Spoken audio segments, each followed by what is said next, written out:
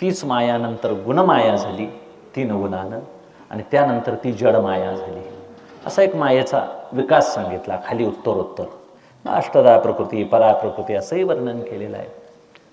हेतू काय, की परब्रह्माजवळ मूळ माया, नंतर गुणमाया, जडमाया. आता हा खाली खाली आलेला भाग आहे. त्याला म्हणायचं खाली येणं, अधोगती म्हणायची. विकास जरी झाला तर तो ओमलाईच्या दृष्टीने आहे. आणि मग तो विकास कसा होणार आहे, फुलाचं ओमलणं हे सुकण्याकडे जाणार आहे. तसं गुणातून खाली खाली खाली येणं म्हणजे सुकण्यासारखं आहे. आता आम्हाला याच मायेचा अंगीकार करून आम्ही अविद्येत पडलेल्या प्रतिबिंबाला जीव असं म्हणतात, आणि मायेत पडलेल्या प्रतिबिंबाला ईश्वर असं म्हणतात. ईश्वराला फक्त विक्षेप आहे, आवरण नाही. जीवाला मात्र आवरणही आहे आणि विक्षेपही आहे. आपलं स्वरूपही जीवाला कळत नाही, कसं बाहेर पडायचं हेही ज्ञान नाही. म्हणून कोणतरी सांगणारा भेटावा. आणि मग तो सांगणारा भेटायचा झाला तर आम्हाला मग निष्काम ईश्वर सेवा करावी लागेल. निष्काम ईश्वर सेवा केली तर गुरु भेटतील. गुरूंची निष्काम सेवा केली तर ईश्वर कृपा होईल. एकतर गुरूंची सेवा घडली पाहिजे निष्काम, एकतर ईश्वराची सेवा निष्काम घडली पाहिजे. आधी कोणाची सेवा घडेल काही सांगता येत नाही. म्हणून ज्याला ईश्वर सेवा निष्काम घडली त्याचं कामदेव गुरु कृपा भेटवून देतो, आणि ज्याला गुरु भेटले त्याच्यावर ईश्वर कृपेचं काम संपलं.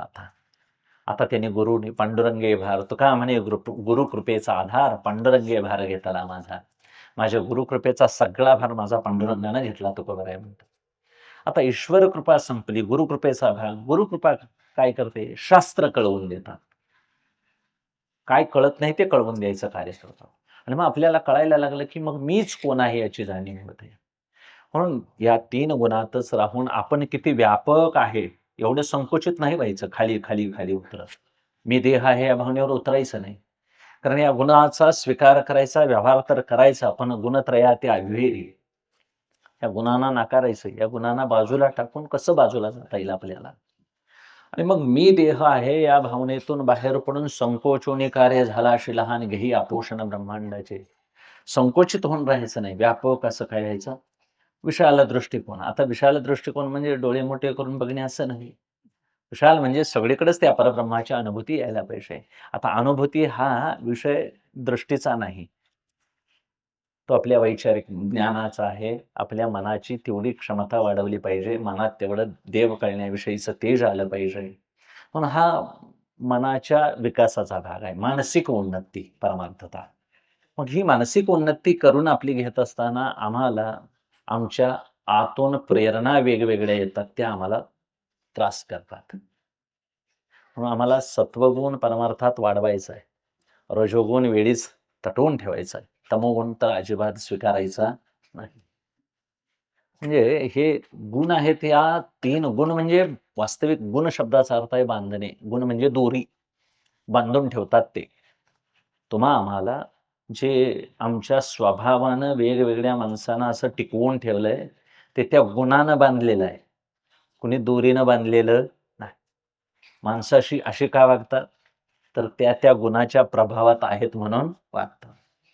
दत्त महाराजांच्या सुद्धा 3 देव आहेतच. विष्णू परमात्मा आहे, भगवान शंकर आहेत, ब्रह्मदेव आहेत. साक्षात विष्णू परमात्म्याच्याच अंशाला त्रिगुणात दत्त असं वर्णन केलेलं आहे. कोण म्हणतात सूर्य आहे, चंद्र, एक दुर्वास आणि तिसरे दत्त असंही वर्णन आहे. आता 3 शिरे 6 हात असंही वर्णन केलेलं आहे. शेवटी काय, त्यांनी 2-4 हात वाढ घेतलेले आहेत. वास्तविक कोणत्याही विग्रहामध्ये खालचे 2 हात हे मूळचे मानले जातात. दत्त महाराजांचे असोत, गणपतीचे असोत, अन्य कोणत्याही देवतेचे पहिले खाली असणारे हात हे त्याचे मूळचे हात. मग आता दत्ता महाराजांचे खायले हात आहे ते माला कमंडलो अधक करी, शंखचक्र मध्य करी धरी, त्रिशूळ डमरू ऊर्ध्व करी धरी, भक्त कैवारी त्रिमूर्त्यात्मक. टेंबेस्वामी वर्णन करतात, काषाय वस्त्र परिधान विभूतीचे लेपन, मस्तकी जटामंडन वात्सल्य रसायन धामजे. की माला कमंडलो अधक करी, खालच्या हातामध्ये माला आली कमंडलो आहे. आता माला कमंडलू हे तपाची साधन आहेत काय, भांडणाचे आहेत?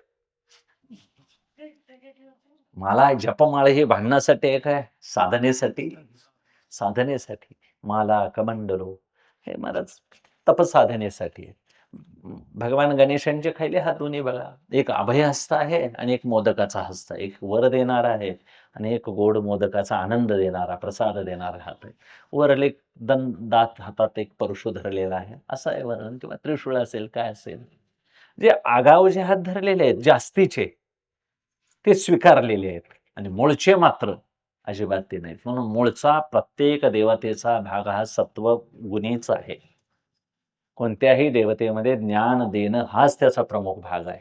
इतर भागे त्याने स्वीकारलेले आहेत. मग क्वचित रामप्रभूंचा अवतार, क्वचित मारुतीयांचा अवतार हे 2 हातामध्ये झाले, परशुरामांचा एक. नाहीतर इतर सगळे अवतार, आता देवीचे अवतार सगळे अष्टभुजा, कितीतरी मोठ्या-मोठ्या भुजा, अष्टादश भुजा, 18 हाताचे सप्तशृंगी देवी वनीची. हे त्यांनी धरलेले आहेत का? तर 20 पट शक्ती, 10 पट शक्ती, नाशाची शक्ती त्यांच्याकडे पाहिजे, एवढ्या वेगाची. मग हेही देव धरू शकतात, नाही असं नाही. पण शास्त्रानं आमची अशी मांडणी केलेली आहे, की 3 गुणातून मूर्तीचा विग्रह तसा मांडलेला आहे. त्या मूर्तीमध्ये कोणत्या गुणाचं प्राधान्य मांडलेलं आहे आणि त्या पद्धतीचं आम्हाला त्यांनी काय केलेलं आहे, त्या गुणात केलेल्या कार्याची आम्हाला काहीतरी ग्रंथातून वर्णनं करून आम्हाला सांगितलेली आहेत. फक्त आम्ही त्यातून असं पटवून घ्यायचं, की या गुणानं प्रत्येक जगतातल्या प्रत्येक पदार्थामध्ये आपापला गुण ठेवलेला आहे. तमोगुणामुळे सृष्टी जड राहिलेली आहे. प्रत्येक दगडाधिक हे सगळे पदार्थ तमोगुणाचे आहेत. अविद्येच्या तमोगुणापासून बनलेले असल्यामुळे त्यांना कळत नाही. कळत नाही म्हणून ते एका जागी बसले आहेत. मंदिरं बांधलेली एका जागी आहे. त्याचं कारण काय, ते दगड आहेत, जड आहेत, त्यांना कळत नाही. कळालं असतं तर मग ती हालचाल झाली असती. म्हणजे करणं कुठंतरी हालचाल दिसते, तिथं रजोगुण.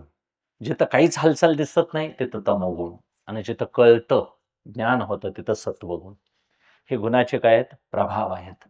म्हणून ज्या ज्या गुणाचा प्रभाव ज्या ज्या शरीरामध्ये आहे, त्या पद्धतीचे जीव सगळे वागतात. म्हणून देहीच्या गुणाचे प्राधान्य तैशेचे कर्म निपजे जाण. म्हणून जसा जसा प्रत्येकाचा, मग आता या 3 गुणांचा स्वीकार करायचा आणि त्या पद्धतीनं कर्म करायचं आणि यातून आम्हाला रजतमोगुण खाली दाबायचे आणि सत्वगुण उन्नत करायचा आहे. सत्वगुणाखेरीज परमार्थ गुण शक्य नाही. म्हणून आतून प्रेरणा तशा आहेत आम्हाला. परमार्थाला यावंसं वाटतं का? तर आतून सत्वगुणाची प्रेरणा आहे. संसारामध्ये काच सतत खपावं असं वाटतं? तर रजोगुणाची प्रेरणा आहे. सदैव आळसात आणि तमोगुणात का पडून राहावं वाटतं? तर तमोगुणाची प्रेरणा आहे ती. आणि मग अशा प्रेरणा घेऊनच माणसं पूर्वजन्मार्धित आलेली आहेत. त्यामुळे ती आता असं का वागतात म्हणून आपण त्यांच्याशी भांडून उपयोग नाही. की केले कर्म झाले, तीच भोग आले, उपजले मेले 80 किती. अनेक जन्मार्जित वासना ह्या साठून राहिलेल्या आहेत. आणि मग ती वासना एकदम काय करत नाही हो, एवढ्या प्रेरणेनं तो जीव त्यावेळी काय झालेला असतो, गतप्राण झालेला, प्राण निष्क्रमण झालेला जीव दुसऱ्या योनीमध्ये प्रवेश करत असताना त्या गुणाचा प्रवेश घेऊनच जन्माला येतो. म्हणून त्या गुणापर्यंत तशा योनीला जीव जन्माला जातात. म्हणून तमोगुणाच्या वाढत्या प्रभावात जे मरण पावले ते जड योनीला जातील. अधो गच्छन्ति तामसा, ऊर्ध्वं गच्छन्ति सत्वस्था. रजोगुण मृत्यूलोकामध्ये जन्माला घालेल, मानवेतर योनीमध्ये जन्माला घालेल. ऊर्ध्वम सर्व लोकामध्ये जाईल, इंद्रलोकामध्ये, ब्रह्मलोकापर्यंत प्रवास करेल. म्हणजे ह्या गुणाचे प्रभाव आहेत. आणि मग सत्वगुण, रजोगुण, तमोगुण, सत्वाची गरज आहे कळण्याकरता. म्हणून सृष्टीमध्ये हालचाल दिसते ती रजोगुणाची, कळणं आहे सत्वगुणाचं, तमोगुणामध्ये जडता आहे. हे झालं सृष्टीचं. शरीरात सुद्धा तसंच आहे. आम्हाला जी झोप येते ती तमोगुण आहे. झोप लागायला पाहिजे का नको? झोप लागल्याशिवाय ताजंतवानं होणार नाही, खाल्लेलं पचणार नाही, बुद्धी काम करणार नाही. तमोगुणाची गरज आहे, झोपेकरता गरज आहे. स्वतःचं वाट्याला आलेलं कर्म करण्याकरता क्रिया हालचाल झाली पाहिजे, रजोगुणाची गरज आहे. आणि हे सगळं कळण्याकरता ज्ञानाची गरज आहे. जुजबी ज्ञान पाहिजे का नको? मोटर सुरू करायचं तर ज्ञान पाहिजे. शाळू टाकायचा झाला तर किती 4 बोटाला पडला पाहिजे, एक हे ज्ञान पाहिजे. प्रत्यक्ष प्रत्येक गोष्टीतलं सखोल आणि उत्कृष्ट ज्ञान ज्याचं त्यानं हे घ्यायचं आहे. हे कोण शिकवणं शक्य नाही. देवानं आम्हाला स्वयंभू बुद्धी दिलेली आहे. थोडासा अभ्यास करून महाराज वाढव, सगळ्यांनाच गुरु भेटतील असं काही सांगता यायचं नाही. तुमचा अनुग्रह लादलो म्हणायचं, आम्हाला माऊलीनीच कृपा केली असं समजायचं. आपणच आपला अधिकार जरासा जोखून बघायचा आणि आपणच आपली काय करायची, थोडी थोडी प्रगती करायची. म्हणून आपल्यातही झोप घेणं तमोगुण आहे. क्रिया हालचाल करणे, प्राणाची शक्ती, इंद्रिय इकडं तिकडं धावणं, हे करणं, हे सगळं रजोगुणाचं आहे, प्राणाचं कर्तव्य आहे. आणि मग सत्वगुणानं थोडं थोडं जे जुजबी ज्ञान होतं त्यांना असं कळवून घ्यायचं की सत्वगुणाचं प्राधान्य वाढलं की परमार्थ करावासं वाटतं, रजोगुणाचं प्राधान्य वाटलं की संसारामध्ये जास्तीत जास्त मिळवावंसं वाटतं. आता मिळवणं हे चुकीचं आहे का त्याचा हव्यास धरणं चुकीचं आहे? म्हणून आमच्या गुणामध्ये 2 पद्धती ठेवल्या, एक शुद्ध गुण आणि शबल गुण. शुद्ध गुणामध्ये शुद्ध सत्व, शबल सत्व, शुद्ध रज, शबल रज, शुद्ध तम आणि शबल तमोगुण. शबल म्हणजे मलिन. आता तमोगुण पाहिजे, तमोगुण आपल्याजवळ पाहिजे. आमच्या शेताच्या वाटण्या करायच्या झाल्या तर आमचा हद्दीचा दगड सांगाय नको जवळच्याला, का आत येऊन 4 पावलं जर घाला लागला बांध तर आम्ही थांबून चाललेलो. मग तिथं मरेन किंवा मारेन अशी भूमिका पाहिजे. याच्यासाठी तमोगुण पाहिजे की आपल्या हक्काचं आहे ते मिळवण्याकरता तमोगुण पाहिजे. आपल्या सीमेवर जे सैनिक उभे आहेत ते तमोगुण नको अंगात काय, तरच ते युद्ध करतील. आमच्यासारखं शाबुवरी खाऊन जाऊन चालेल तिथं? नाही चालणार. याचा अर्थ तमोगुणाचा स्वीकार करायला पाहिजे. रजोगुण क्रिया, महाराज मोठे मोठे ही पुलं रस्ते वगैरे जी कामं व्हायला लागली ती आळसूच्या माणसं आमच्यासारख्या लोळत पडून होणाऱ्या माणसाकडून होईल काय? ते क्रियाशक्ती पाहिजे, प्रचंड क्रियाशक्ती पाहिजे. म्हणून रजोगुणाची गरज आहे. आता तो रजोगुणाचा विचार स्वार्थी असू नये. स्वार्थी रजोगुण झाला की तो शबल झाला आणि आपल्या समाजकार्यासाठी झाला, आपल्या घराच्या उन्नतीसाठी झाला, हेतू ठेवून झाला तर आपल्याला तो शुद्ध रजोगुण आहे. शुद्ध सत्वगुण ज्ञानाला कारण आहे. आणि तोच जर शब्द ब्रह्मात अडकून निष्क्रिय झाला आणि नुसता बडबडतच राहिला तर कैशी निरूपिती शब्द ब्रह्मा ऐकून सात्विका येतसे प्रेम, नुसतं तोंडानं बडबडत राहायचं आणि मग त्याचा पाठपुरावा करायचा नाही. कळलेल्या माणसानं थोडा थोडा यामध्ये तत्वज्ञानाचा जीवनामध्ये पुरस्कार करायला पाहिजे, थोडा थोडा वापर करायला पाहिजे. म्हणून आपल्या सगळ्याच देवदेवतांच्या पासून बघायला गेलं तर अशा जोड्या लावून ठेवलेल्या आहेत बरोबर त्याने. विष्णू परमात्मा सत्वगुणी आहेत, जोड लक्ष्मी मातेची दिलेली आहे रजोगुणाची. ब्रह्मदेव रजोगुणी आहे, सावित्री माता म्हणा किंवा सरस्वती माता त्या सत्वगुणी मानलेल्या आहेत. आणि तमोगुणाला भगवान शंकर त्यांची पत्नी म्हणून पुराणात मानलेले काली माता, महाकाली, पार्वती ही तमोगुणाचीच मानलेली आहे. आत्यंतिक नाश करायचा झाला तर दोन्ही तमोगुण पाहिजेत. निर्मिती ब्रह्मदेवानं करायची पण ती रजोगुणाची नाही करायची, ज्ञानप्रधान असली पाहिजे. म्हणून सत्वगुणी सरस्वती पाहिजे. प्रजा जन्माला आली पाहिजे पण ज्ञानी असायला पाहिजे. धनवान मनुष्य असला पाहिजे पण स्थिर पाहिजे. म्हणून तो विष्णू परमात्म्याचा सत्वगुण तिथं पाहिजे. हे शास्त्रानं अगदी व्यवस्थित मांडलेलं आहे. उपासनेच्या दृष्टीने हे कळवून घ्यायला पाहिजे. आम्हाला लक्ष्मी हवी आहे, धन हवं आहे, पण ते धन लक्ष्मीचं वाहन आहे हत्ती. हत्तीवरून बसून आलेली लक्ष्मी ही गजांत लक्ष्मी मानली जाते. ती स्थिर आहे का तर विष्णू परमात्म्याच्या आश्रित असलेली आहे. आणि मग लक्ष्मीचं दुसरं एक वाहन आहे, नाव घेऊन ये, घुबड. आता जे टेबला खालून येतंय तीच लक्ष्मी म्हणायची, अवैध लक्ष्मी म्हणायची. लक्ष्मी म्हणणे पैसा म्हणावं, वैध मार्गाने येतं ती लक्ष्मी म्हणायची. मग गजांत लक्ष्मी आहे ती वैध मार्गाने येतं. आता हत्ती यायचा एमग्यास झालं तर सगळ्या गावाला दिसणार का नाही? म्हणजे दिसून आलेला पैसा असावा, सगळ्यांच्या देखत मिळालेलं धन असावं, चोरून आलेलं धन नसावं. कारण लक्ष्मी हे प्रतीक वैभवाचं जरी असलं तर ते एका ठिकाणी सदैव राहत नाही. म्हणून त्याचं नाव आहे चलन. हिंदीत चलन म्हणतात पैशाला. चलत राहतंय सारखं ते, कुणाकडेही एक ठिकाणी राहत नाही. त्याला करन्सी म्हणतात इंग्रजीत. करंट कसा वाहतोय तसं. आणि मग ते एका खिशात राहत नाही. आज माझं 10 रुपये तुमच्या तरी खिशात जाईल, आमच्या पोराने घेतलं तर दुकानदाराच्या तरी त्या डब्यात जाऊन पडेल, काय सांगता यायचं. आणि मग असं फक्त ते जागा बदलते. मग पैसा हा टिकवायचा का नुसता मिळवून वापर करायचा त्याचा? आम्ही तो टिकवता येत नाही, मिळवायचा आणि त्याचा वापर करायचा. कारण तो एका ठिकाणी कधीही राहणं शक्य नाही. म्हणून माणसाची नाती टिकवायची, पैसा टिकवायचा नाही. आणि मग ज्याला नातं संबंध कळतो तो धनापेक्षा महाराज थोडासा वरच्या हा असं प्रॅक्टिकली करत राहायला पाहिजे, की लक्ष्मी ही गजांत लक्ष्मी असावी, ती नारायणाला घेऊन आलेली असावी, म्हणून लक्ष्मी नारायण यांनासह आमच्याकडे यावी, असा शास्त्राचा आम्हाला काय आहे, निरोप आहे.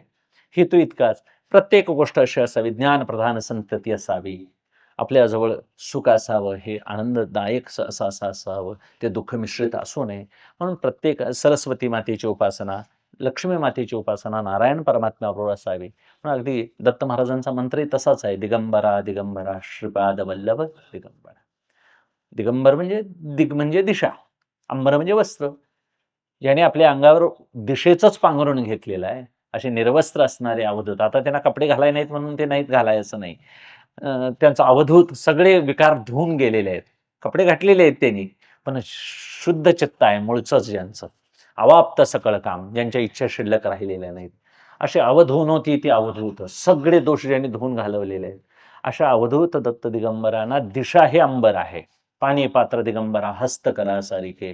पाणी पिण्याकरता काही नाही, ओंजळ करून पाणी पिणार. आवश्यक देव मनी चिंतनी सादर, भिक्षा कामधेनो ऐंशी अवकाशी शयन, आणि पांघरुणी तुका दिशा केला वास आलक्षे. तुकोबराईने वर्णन केलंय योगी पुरुषाचं, की दिशा हेच ज्यांचं, अष्टदिशा हेच अंगावर घेतली जाणारी चादर आहे. अशा दिगंबर दत्त महाराजांना साक्षात विष्णू परमात्म्यांच्या पायाजवळ स्त्री आहे. स्त्री ज्यांच्या पायाजवळ राहते, लक्ष्मी माता ज्यांच्या पायाजवळ राहते, त्या लक्ष्मी मातेचा वल्लभ म्हणजे नारायण परमात्मा. त्याने आमच्यावर काय करावी, कृपा करावी. म्हणजे नुसती लक्ष्मी वारकरी संप्रदायानं मान्य केलेली, लक्ष्मी सहित शोभे नारायण, नारायणासह लक्ष्मी असावी. आणि मग नारायणासह लक्ष्मी यायची झाली तर मग स्वतंत्र बोलवायची नाही, नारायणाला बोलवायचं. कारण ती पत्नीसह येणार, मग पतिव्रता आहे नाही लक्ष्मी माता. मग तिचं तिला बोललं तर तिची ती गाडी घेऊन येणार, तिचं घुबडाचं वाहन आहे, मग तिची ती आली तर घुबड बसणार घर बसतंय.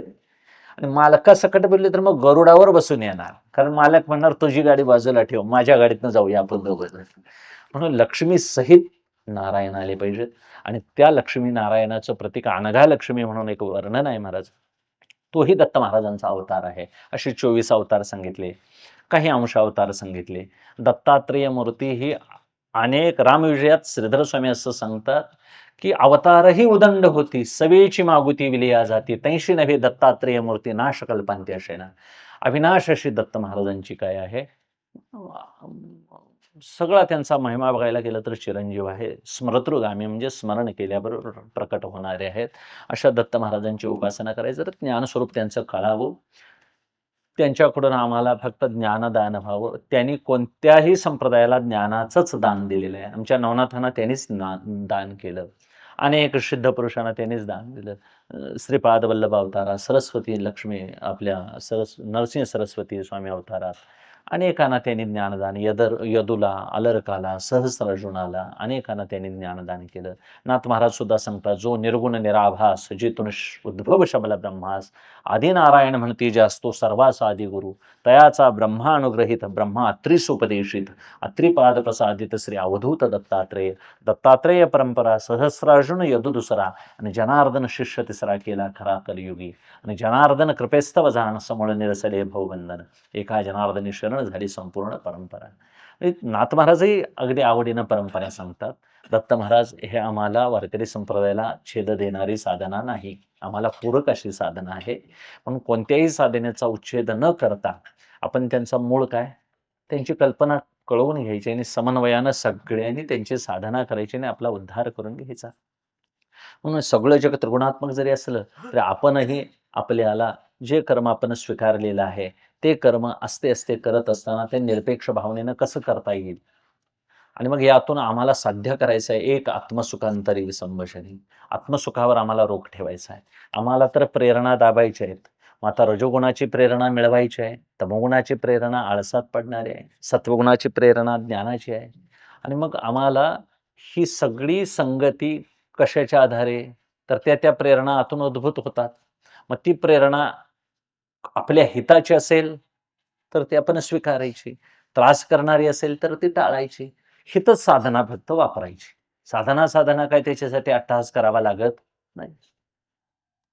शेताकडे गेल्यानंतर बांधाचा दुसऱ्याच्या हत्ती गवताचा गड्डा कापावा असं वाटतोय, टाळायचा जरा, प्रयत्न करायचा, मन दाबून जरा राखायचं.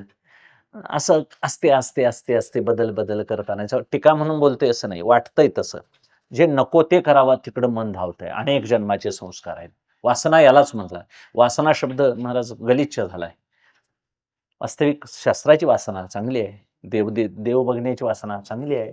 समाजाच्या कल्याणाची वासना चांगली आहे. पण वासना शब्द कामवासनेसाठी घातल्यामुळे तो गलिच्छ झाला असं वाटतंय.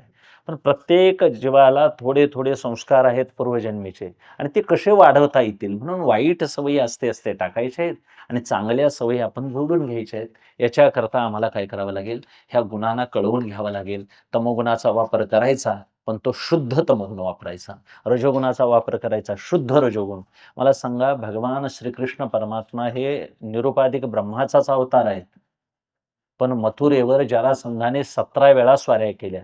त्यावेळी देव जप करीत बसला होता, काय चक्र धरून उभा राहिला होता युद्धात? त्यावेळी त्यानं युद्धाचा पवित्रा स्वीकारला काय पळी-पंचपात्र घेऊन उभारला होता? मग आम्ही सुद्धा आमच्या घरावर आक्रमण होत असेल तर उभा राहायला नको काठी घेऊन? याचा अर्थ दुसऱ्यांच्या घरात मारायला जायचं नाही उठून. आपल्यावर आक्रमण होत असेल तर संरक्षण करणं आपला धर्म आहे. एवढा भगवान परमात्मा 17 वेळा जरासंधाला पराभूत करून आणि परत कालयवनाच्या द्वारे महाराज कालयवनालाही त्यांनी मारून टाकलं. किती नीतीचा वापर केला, किती कुटशास्त्राचा वापर केला देवाने. म्हणजे शुद्ध तमोगुणाचा वापर. शकुनीच्या कारस्थानासाठी किती कारस्थानं देवानं वापरित केली. बर, हा तमोगुणाचा स्वीकार करून लगेच सोडून दिला. रजोगुणाचा स्वीकार नसता तर मग द्वारकेचं ऐश्वर्य भोगलं असतं का हो देवानं? द्वारकेत जे ऐश्वर्य होतं ते देवानं किती मोठं उभा केलं होतं. सोन्याची द्वारका समुद्रापासून भूमी मागून घेऊन देवानं उभा केली. किती लग्न, केवढा मोठा देवाचा पसारा. एक एक यादव देवाच्या योग्यतेचा होता. बळबुद्धी नीती देवाचं सारखी. बरं का, ते यादव भ्रष्ट नव्हते. सकळही धर्मशील पुण्यवंत पवित्र विरक्त नारी नर. देवाच्या योग्यतेचे युयुत्सु सात्यकी वगैरे हे उद्धव हा भगवंताचा आवडता उच्च यादव कुळातले सगळे बृहस्पती यांचे गुरु एवढे मोठे योग्यतेचे सगळे यादव होते. देवानं केवढं मोठं वैभव प्रत्येकाला स्वतंत्र एक एक महाल बनवून दिलेला होता. मग हे जे वैभव भोगत असताना रजोगुण पाहिजे का सत्वगुण? रजोगुण होताच देवाचा. आणि असाही रजोगुण तमोगुण स्वीकारलेला देव ज्यावेळी अर्जुनाला उपदेश करायला उभारला त्यावेळी सत्वगुणाचा स्वीकार केला का नाही? ज्ञानप्रधान शास्त्र सांगताना देवानं सत्वगुण स्वीकारला, वैभव भोगताना रजोगुण स्वीकारला आणि युद्धाच्या वेळी तमोगुण स्वीकारला. तिथं देवानं आळस केलं नाही. तिथं देवानं परोपकार करत असताना स्वार्थीपणा केला नाही. आणि सत्वगुणातून ज्ञान सांगताना निकोप ज्ञान सांगितलं. अहिंसा तो होते ज्ञानदाता. की कली उपदेशले अर्जुनाशी अहिंसा तो ऋषी ज्ञानदाता. देव ज्यावेळी ज्ञान देण्याकरता उभारले त्यावेळी उद्धवांच्या करता अर्जुनांच्या करता त्यांनी निकोप असं ब्रह्मज्ञान निखळ सांगितलं. म्हणजे देवाने देखील आमच्या हे 3 गुणांचा स्वीकार केला. आम्ही देखील त्या 3 गुणांचा स्वीकार करत असताना आपण विसंगती पटवून घ्यायची. एखादा तमोगुणी मनुष्य असेल समाजात, आम्हाला तो टाळायला पाहिजे. मग दुर्जनाची गंधी विष्टेची विपरीत तुकोबाराय म्हणतात तसं. मग अमुक एखादा माणूस त्रास करायचा, जरा इकडल्या गलीनं आला तर आपण त्या गलीनं जायचं. जरा काय बिघडतंय? हुज्जत घालत बसण्यापेक्षा जरा बाजू बदलायची. बरं, हे झालं बाहेरल्या माणसाचं, त्याचं एक टाळता येईल. घरातच मनुष्य तमोगुणी झाला तर काय करायचं? मग अशा माणसाला विसंगती म्हणायचं, त्याला सोसायला पाहिजे. काही पर्याय नाही. अशा माणसाचं काही आचरण आहे ते सोसायचं, दुर्लक्ष करायचं, सहन करायचं. कारण परमार्थाला सहन करणं त्याशिवाय कस लागत नाही. आणि कस हा संकटाशिवाय लागत नाही. संकट आल्याशिवाय कस लागत नाही आणि कस लागल्याशिवाय परमार्थी मनुष्य परमार्थी ठरत नाही. मग परमार्थी आहे असं आपण बनवायचं का आपोआप व्हायला पाहिजे? रोज फुलं घेऊन दत्त महाराजांच्या दर्शनाला आलं तर लोक आपोआपच म्हणतात, अमुक माणूस रोज 8 वाजता फुलं घेऊन दत्ताला येतो.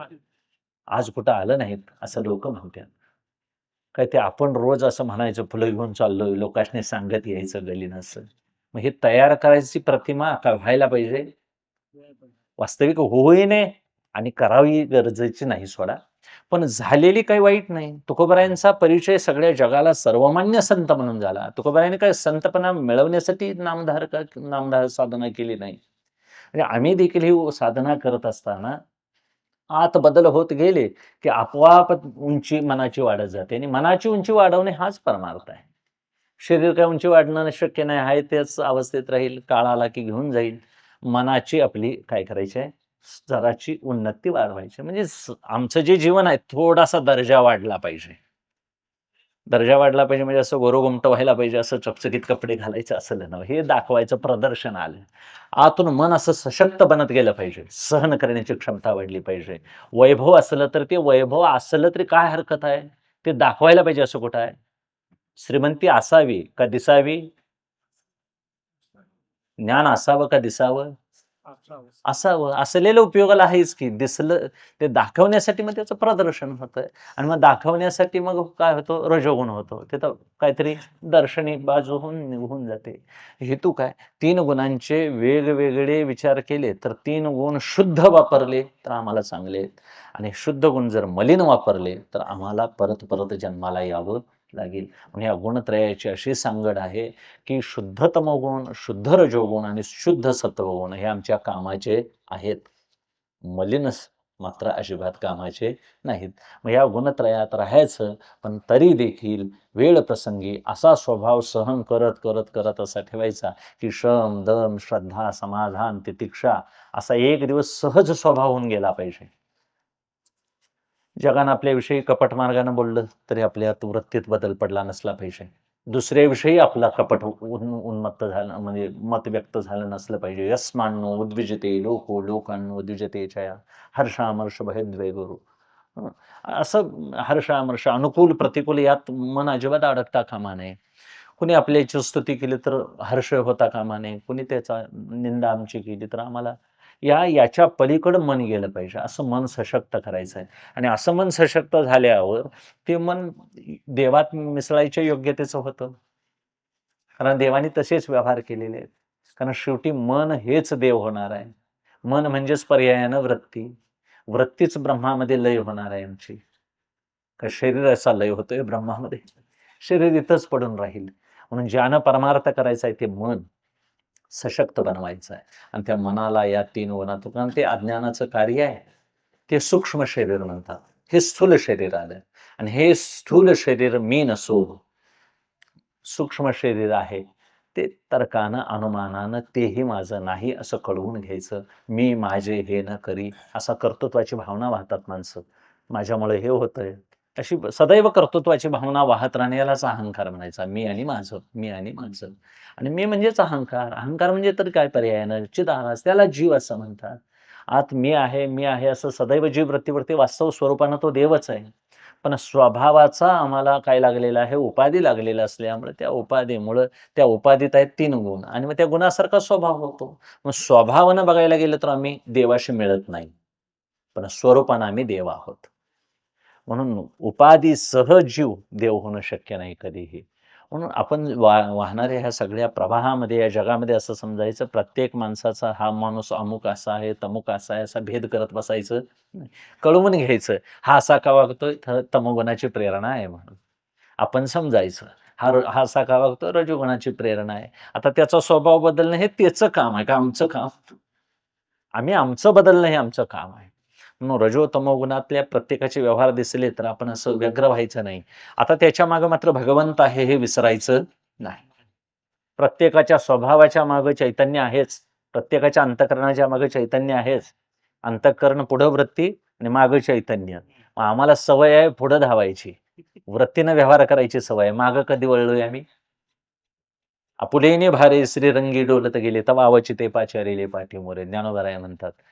मी माझ्या व्यवहारात माझ्या प्रभावानं पुढे जात असताना पांडुरंगानं मला मागं बोलवून घेतलं. चैतन्य चोरिले माझे चैतन्य चोरिले अवघे पारुषले दीनदेह. माझं चैतन्य चोरून घेतलं. म्हणजे त्याचं अधिष्ठान असलेलं आत्मतत्व जीवदशेला कारण असणारं मागं ओढून घेतलं.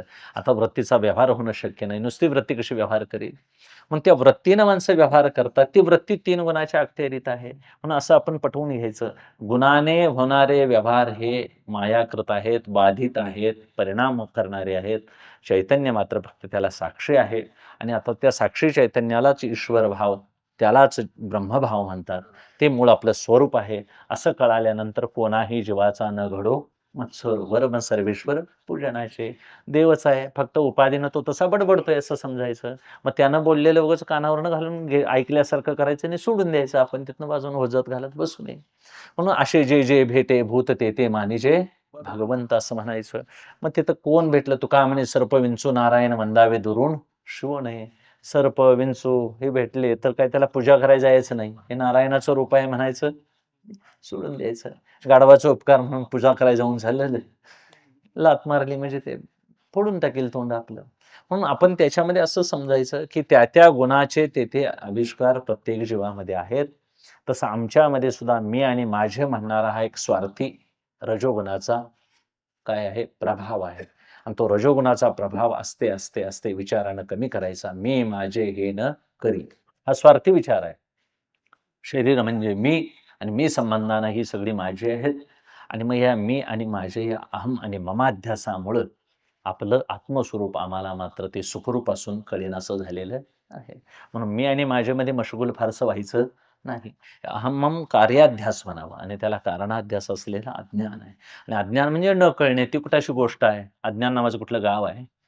कळत नाही हा भ्रम आहे. आणि भ्रम आहे असं हेही न कळणं, हे सुद्धा मोठा भ्रमच आहे मला. आणि भ्रम ज्या दिवशी कळेल त्या दिवशी आपल्याला ज्ञान होईल. म्हणून देवादिकांना देखील ह्या गुणांनी सोडलं नाही. प्रत्येक जड पदार्थाला सोडलं नाही. कोणत्या क्रिया करणाऱ्या पदार्थाला सोडलं नाही. कुठल्या ज्ञानवान पुरुषाला ह्या गुणांनी सोडलं नाही. गुणातूनच सगळ्यांचे व्यवहार होतात. म्हणून देवही 3 गुणात अडकलेले आहेत. त्रिगुणात्मक त्रयमूर्ती दत्त हा जाणा, त्रिगुणी अवतार त्रैलोक्य राणा, नेती नेती शब्दे नय अनुमाना. अशा महापुरुषांचं वर्णन काय? न इति न इति, तो असा नाही असा नाही. मग कसा आहे? तो मुळातच ब्रह्म आहे. आहे का म्हणायचं तर आहे, शास्त्र सांगतंय.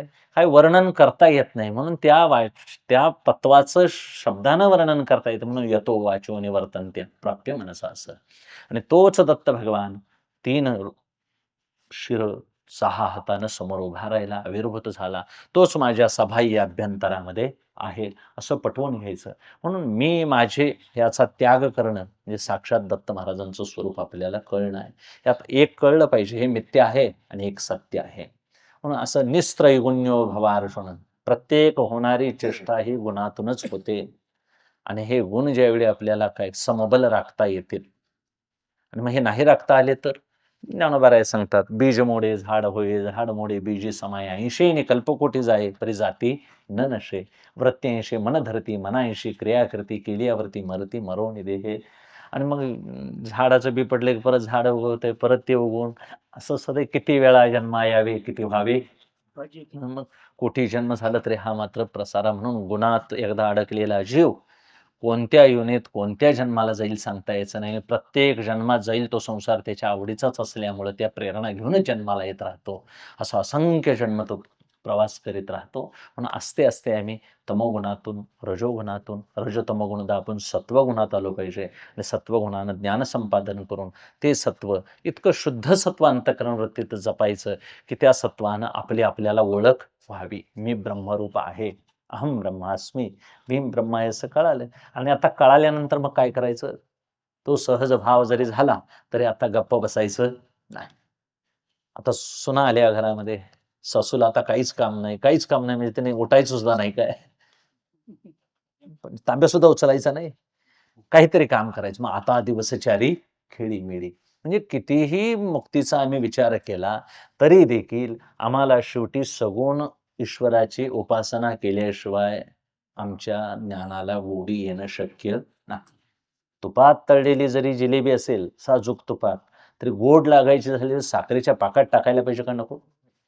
तसं साखरेच्या पाकासारखं भक्तिप्रेम आहे.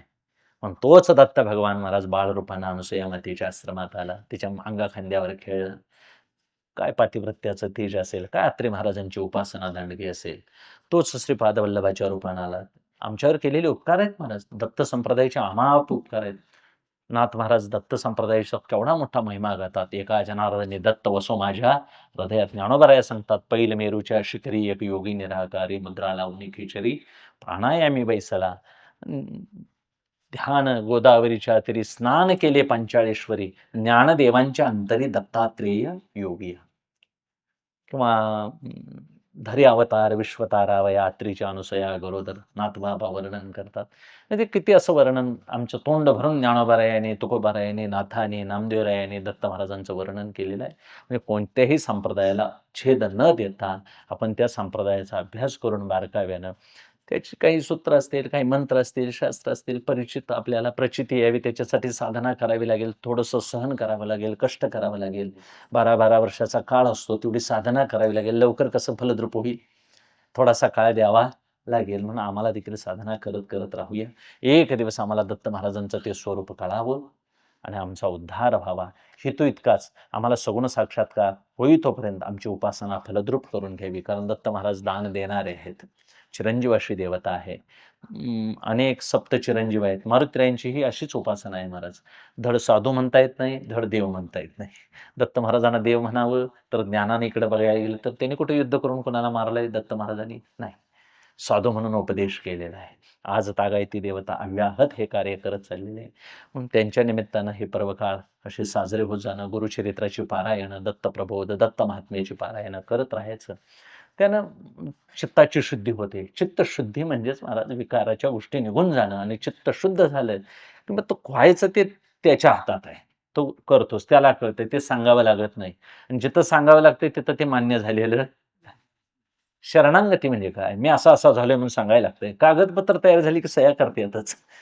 ते नुसतं टेबलावर ठेवायचा अवकाश आहे. तसं आमचं तयार झालंय ते त्याला आपोआपच कळतंय. म्हणून काय ओरडून सांगायची गरज नाही. आणि मग असं निवांत होऊन राहायचं. तुका म्हणे चित्त करावे निर्मळनी, येऊन गोपाळ राहे तिथे. येऊन गोपाळ वास्तव्याला तयारच आहे. तुम्ही आसन मांडून फक्त राहायला पाहिजे. अशी उपासना तुमच्या आमच्याकडून उपदेश म्हणून सांगतोय असं अजिबात नाही. मनाला वाटलं अशी उपासना प्रत्येकानं तळमळीनं करावी. तुम्ही सगळी करणारी मंडळी आहेत. फार जुन्या काळापासून हा सप्ताह म्हणजे आमच्या जन्माच्या आधीपासून हा सप्ताह सुरू आहे महाराज. अनेक इथं मोठे मोठे महाराज पुण्यवान महात्मे कीर्तन प्रवचन सेवा करून गेलेला हा सगळा पवित्र तुमचं गाव मात्र अध्यात्माच्या दृष्टीनं सगळीकडनं अगदी काय आहे बळकट आहे. ऐकणारी सगळी मंडळी आहेत आणि त्या निमित्तानं आम्हाला दत्त महाराजांनी कृपा करावी. आम्हाला तो ज्ञानमार्ग आम्हाला काय करावा, आमचं स्वरूप आम्हाला कळवून द्यावं आणि सगुण उपासनेचा आम्हाला गोडी नामसाधना सदैव आमच्याकडून व्हावी असा एक त्याने आम्हाला वर द्यावा अशी विनवणी करून सेवेला विराम देतो. पुंडलिक वरदा हरी विठ्ठल.